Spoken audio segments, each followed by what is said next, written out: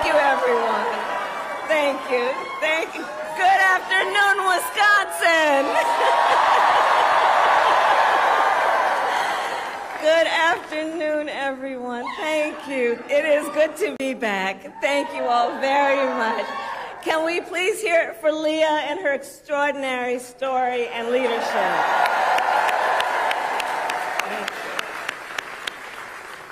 And I do believe our teachers do God's work. They teach other people's children, and God knows we don't pay them enough. Let's thank them. And it is so good to be here and be back with so many extraordinary leaders, including my friend, the great governor of Wisconsin, Tony Evers. He's here somewhere. My dear friend, Senator Tammy Baldwin. And you know, I had the privilege of serving with Tammy when I was in the United States Senate, and she is always fighting for the people of this state, and I know that the folks that are here are going to make sure you return her to Washington, D.C. in November. Yes, we are going to elect her back to Washington, D.C. It is so good to be here also with Lieutenant Governor Sarah Rodriguez,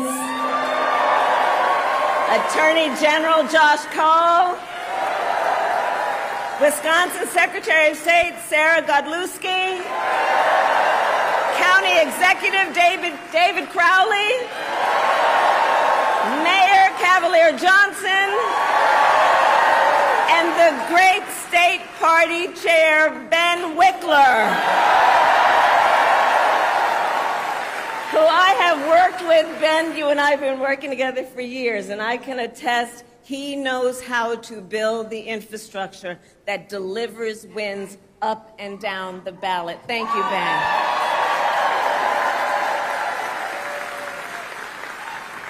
So it is good to be back in Wisconsin, and it is great to be in Milwaukee. As many of you know, our state campaign headquarters are in this city. Yes, and there is a reason for that. The path to the White House goes through Wisconsin. Yes, it does. And to win in Wisconsin, we are counting on you right here in Milwaukee. And you all helped us win in 2020. And in 2024, we will win again. Yes, we will. So, Milwaukee, I want to start by saying a few words, and I could really speak at length, but a few words about our incredible President Joe Biden.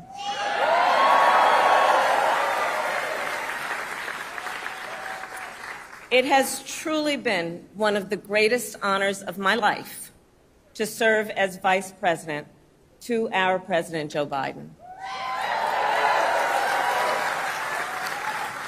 Joe's legacy of accomplishment over his entire career and over the past 3.5 years is unmatched in modern history. In one term, think about it, in one term as president, he has already surpassed the legacy of most presidents who served 2 terms in office.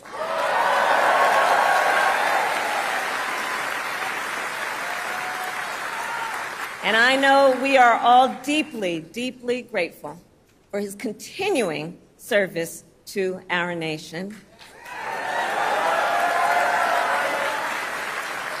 And it is my great honor to have Joe Biden's endorsement in this race.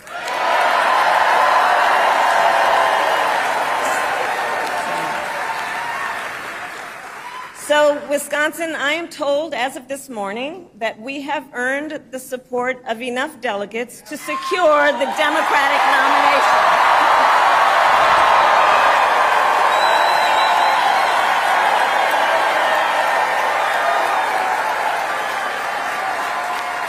And I am so very honored, and I pledge to you I will spend the coming weeks continuing to unite our party so that we are ready to win in November.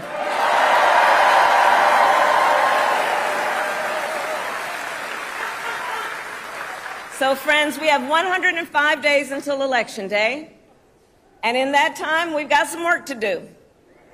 But we're not afraid of hard work. We like hard work, don't we? And we will win this election. Yes, we will. So as Leah told you, before I was elected vice president, before I was elected United States Senator, I was elected Attorney General of the state of California, and I was a courtroom prosecutor before then. And in those roles, I took on perpetrators of all kinds. Predators who abused women, fraudsters who ripped off consumers, cheaters who broke the rules for their own gain. So hear me when I say, I know Donald Trump's type.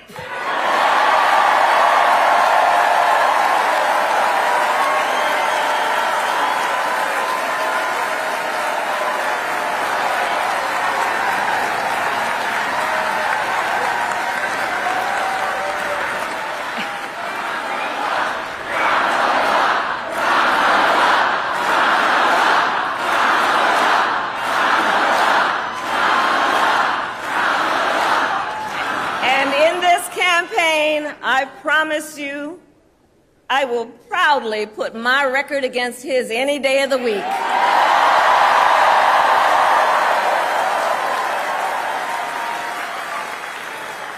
As Attorney General of California, I took on one of our country's largest for-profit colleges that was scamming students. Donald Trump ran a for-profit college that scammed students. As a prosecutor, I specialized in cases involving sexual abuse. Well, Trump was found liable for committing sexual abuse. As Attorney General of California, I took on the big Wall Street banks and held them accountable for fraud. Donald Trump was just found guilty of fraud on 34 counts.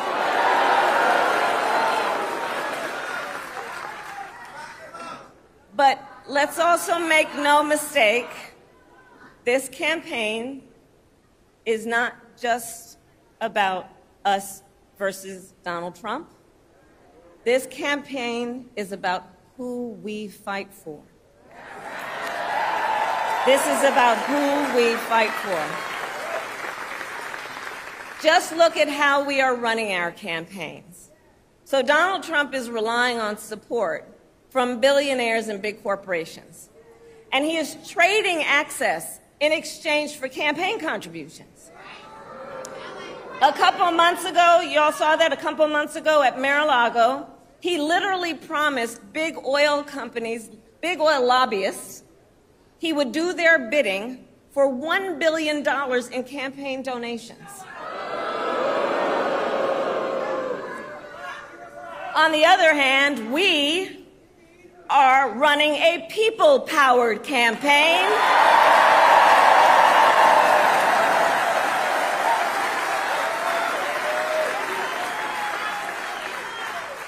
And we just had some breaking news. We just had the best 24 hours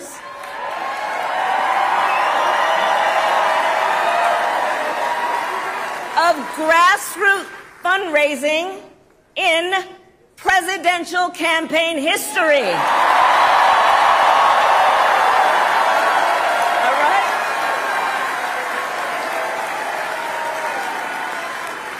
And because we are a people-powered campaign, that is how you know we will be a people-first presidency.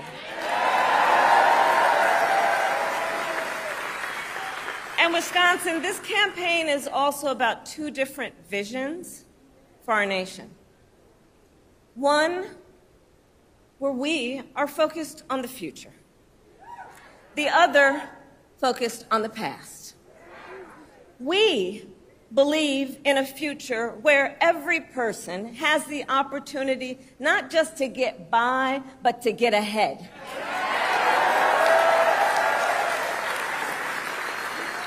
A future where no child has to grow up in poverty. Where every worker has the freedom to join a union.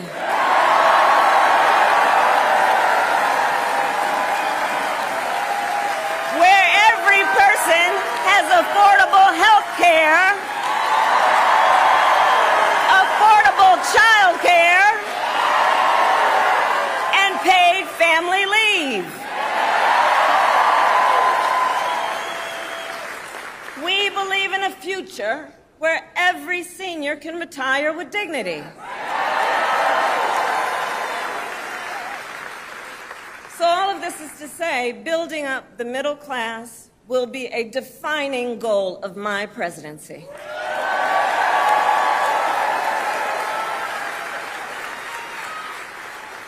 Because here's the thing we all here, Wisconsin, know. When our middle class is strong, America is strong.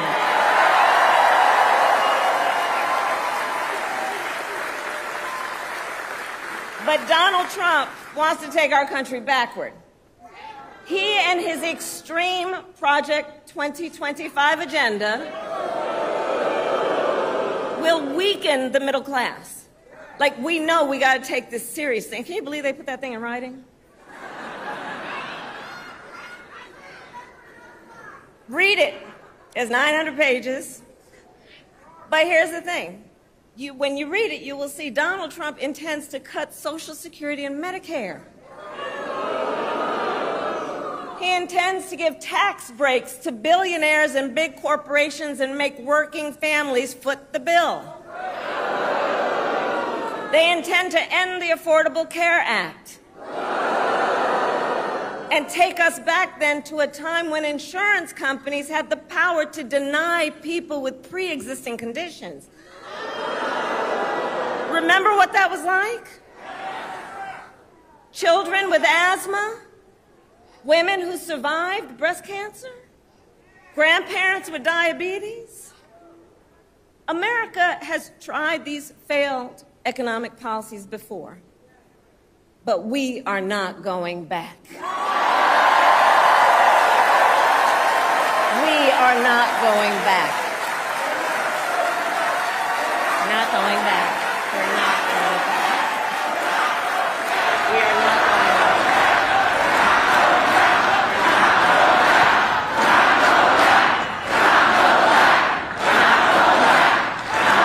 And I'll tell you why we're not going back. Because ours is a fight for the future. And it is a fight for freedom. Generations of America's, generations, and we have to remember this, the shoulders on which we stand, generations of Americans before us led the fight for freedom. And now, Wisconsin, the baton is in our hands.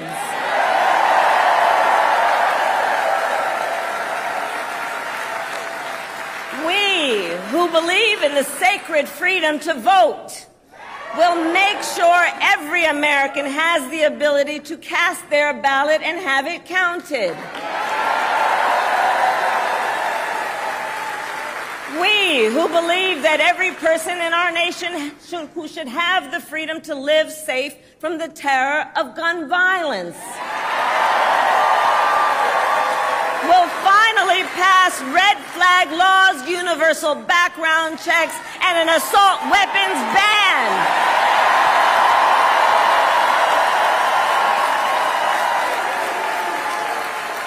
And we, who believe in reproductive freedom,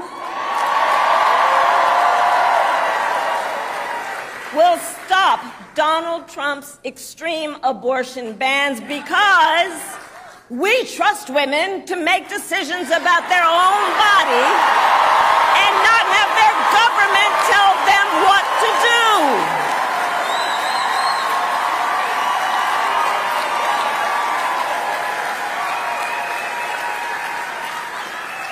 And when Congress passes a law to restore reproductive freedoms, as President of the United States, I will sign it into law.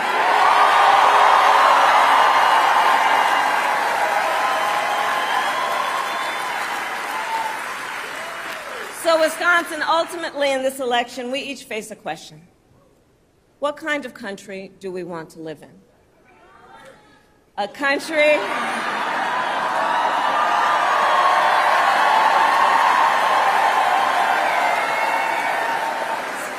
and to your point, do we want to live in a country of freedom, compassion, and rule of law, or a country of chaos, fear, and hate? And here's the beauty of this moment. We each have the power to answer that question. The power is with the people. We each have the power to answer that question. And in the next 105 days, then we have work to do. We have doors to knock on. We have phone calls to make. We have voters to register. And we have an election to win.